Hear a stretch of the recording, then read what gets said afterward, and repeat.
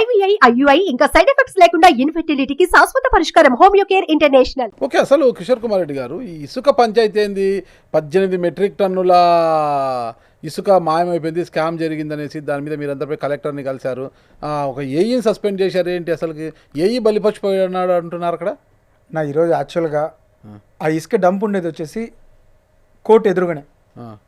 దాని సీసీ కెమెరాలు చెక్ చేస్తే తెలుస్తుంది ఎవడు దొంగ అనేది. ఈరోజు వాస్తవంగా ఎమ్మెల్యేకి సంబంధించిన మనుషులే ఆ నుండి ఇసుక మొత్తం తరలించినారు. ఈరోజు బలిపశువు ఎవరు లాస్ట్కి? అధికారులు. ఈరోజు ఏఈ సస్పెండ్ అయినాడు.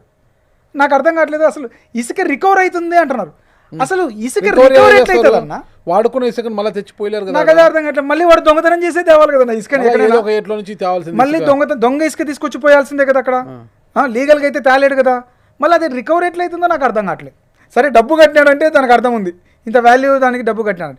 ఇసుకనే రికవర్ అయిందంటాడు, అది కూడా క్రైమే కదన్న. మళ్ళీ దాని మీద ఎవరిని సస్పెండ్ చేయాలి? ఇసుక ఇచ్చినోడిని సస్పెండ్ చేయాలన్నా? అధికారులకు కూడా చెప్పేది ఒకటే అన్న, తప్పుంటే తప్పును ఇచ్చేయండి, అంతేగాని ఇలాంటి నాయకులను నమ్ముకొని మీరు బలి కావద్దని.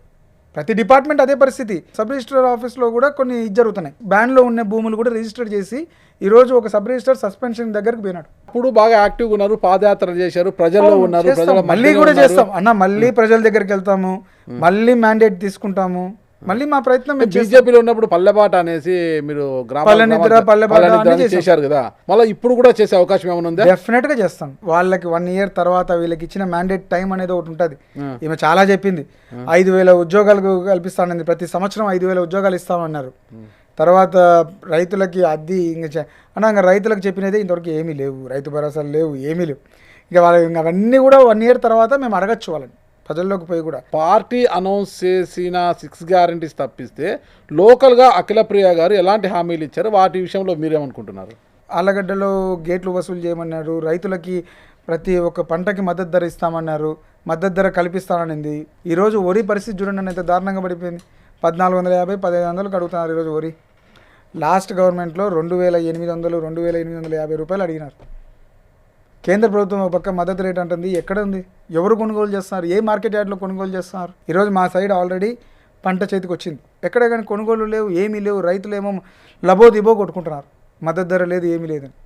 ఎవరికి పోయి చెప్పుకోవాలో కూడా దిక్కులేని పరిస్థితిలో ఉన్నారు. దీని మీద అయితే ఫస్ట్ అజిటేషన్ స్టార్ట్ చేస్తామన్న రైతులకి.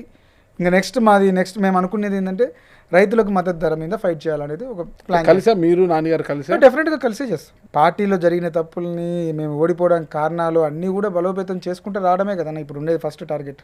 మీరేమో నియోజకవర్గంలో ఇన్ని తప్పులు జరుగుతున్నాయంటే ఇంకా 1 year టైం ఇస్తామనేసి మీరు మాజీ ఎమ్మెల్యే ఇద్దరు నియోజకవర్గం దూరంగా అప్పుడప్పుడు అల్లుల్లాగా వచ్చిపోతున్నారు. మీరు మంత్లో 15 days మేము ఉంటున్నామన్న ఆలగడ్డలో. మిగతా 15 days ప్రతి ఒక్క దానికి ప్రజలకు కూడా అవకాశం అన్న. 15 days కష్టం అంటే వస్తాము, ఇంకా రేపు చేయాల్సిన దాని కోసం ఉండాలి కదన్నా. మీ నాయకుడేమో అక్కడ అసెంబ్లీకి వెళ్ళాడు, మీరేమో నియోజకవర్గాలు అందుబాటులో ఉంటారు.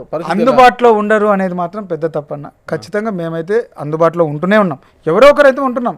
ఆల్టర్నేటివ్గా నాని అన్న ఉంటాడు, నేనన్నా ఉంటాను, ఎవరో ఒకరు ఉంటారు అన్న. ఇప్పుడే ఎట్లా వస్తారన్న నువ్వు? ప్రజలు కూడా కష్టమని ఇప్పుడు ప్రతిపక్షం దగ్గరకు వచ్చి ఏం చేస్తారన్న? పాలకపక్షం దగ్గర పోతే ఏమైనా చేస్తారేమో అని చెప్పి లబో దిబో పట్టుకొని పోతారు. పోనీ వాళ్ళు చేస్తారా, చేయకపోతేనే కదన్నా మన దగ్గరకు వచ్చేది.